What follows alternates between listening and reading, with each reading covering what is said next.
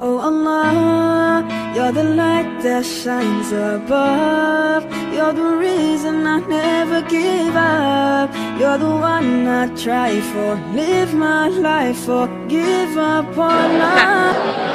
Assalamualaikum adik, perkenalkan diri adik. Salam, saya Wana Nita binti Zulkifli, berumur 15 tahun dan 3 tahun belajar musik.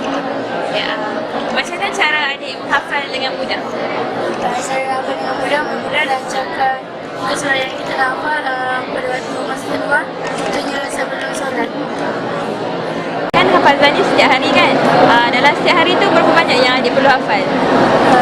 Sekolah itu saya satu usaha sehari, tapi bagi yang banyak berkemampuan tu, dia boleh lebih. Kita 2 ataupun 3 usaha sehari. Sepanjang adik belajar kat sini, berapa banyak yang adik dah hafal? Alhamdulillah,